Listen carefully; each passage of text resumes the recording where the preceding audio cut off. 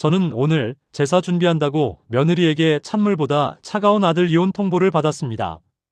저는 70세 김영호, 외아들 민수, 며느리 소라, 그리고 손주 한 명을 둔 평범한 가장입니다. 그런데 평범한 건 저뿐이었습니다. 아들 결혼할 때 저는 정말 가진 것 다 내줬습니다.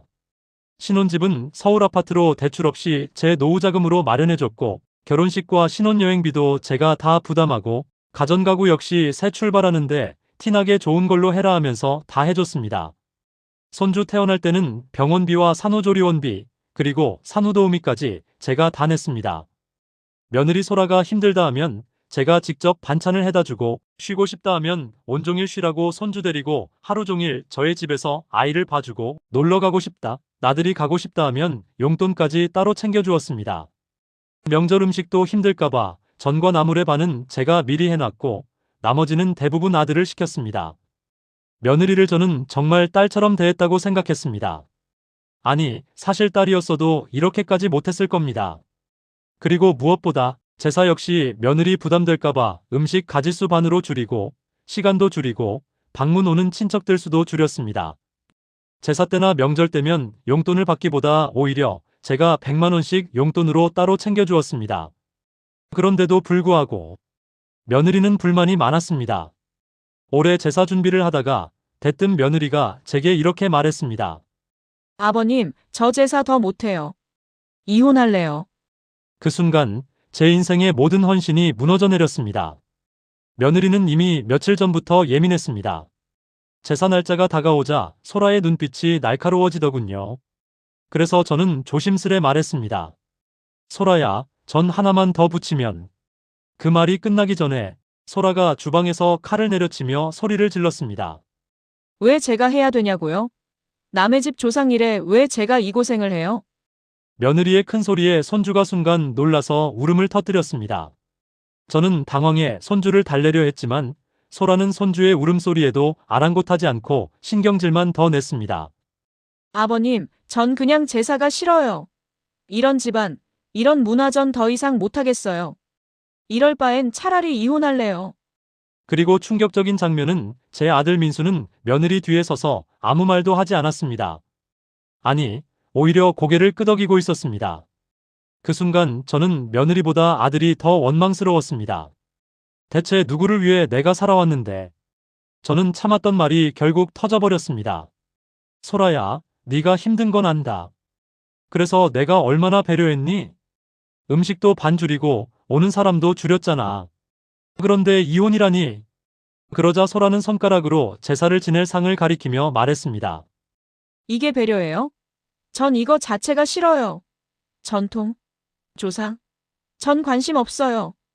저한테는 이게 고문이에요. 아들 민수도 거들었습니다. 아버지 사실 저도 제사 부담스러웠어요. 그 말에 제 심장이 쿵 하고 내려앉았습니다. 민수야, 너도. 나와 내 엄마가 널 어떻게 키웠는데? 그러자 며느리는 치명적인 말을 날렸습니다. 아버님이 고집 그만 부리시면 돼요. 저희 제사 때문에 이혼할 거예요.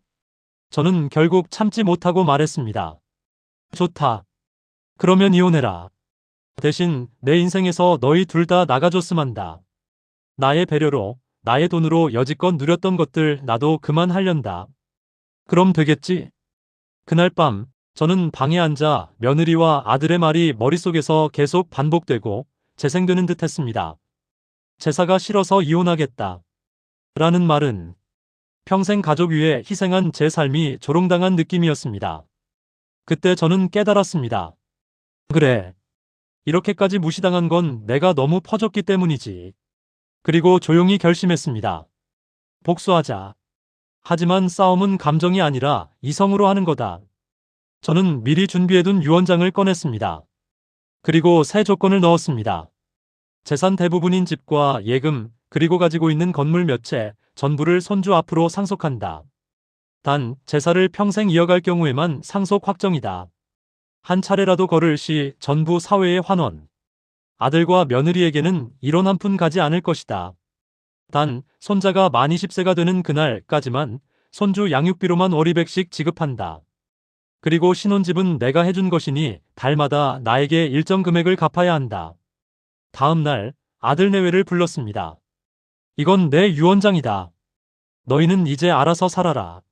난 손주만 지킬 거다. 민수와 소라의 얼굴이 새하얗게 질린 상태로 아무 말도 못한 채로 집으로 돌아갔습니다. 그리고 한 달 뒤, 아들 내외가 다시 집으로 찾아왔습니다. 그동안 얼마나 싸웠는지 둘 다 초췌했습니다. 손주는 울다 지쳐 제품에 안기자마자 바로 잠들었습니다. 그러더니 며느리가 떨리는 목소리로 말했습니다. 아버님 죄송합니다. 제가 어리석었어요. 저희 이혼 안 할게요. 제사도 하겠습니다. 민수도 말했습니다. 아버지 마음 이제 알 것 같아요. 저희가 그동안 아버지의 배려로 살고 있었던 걸 너무 당연하게 생각했었어요. 저는 조용히 물었습니다. 그래. 그럼 조상님 앞에서 부끄럽지 않게 정말 잘할 수 있겠니? 소라는 눈물을 뚝뚝 흘리며 고개를 숙였습니다. 그 순간 제 옆에서 졸고 있던 손주가 눈을 비비고 말했습니다. 할아버지, 나 커서도 제사 도울게. 그 말을 듣는 순간 저는 비로소 미소가 지어졌습니다. 이제야 우리 집안 제사가 이어질 거라는 확신이 들었습니다. 그리고 속으로 조용히 중얼렀습니다. 그래. 이게 바로 내 복수였다. 지금은 너희를 다시 받아주지만 너희를 계속 지켜볼 것이다.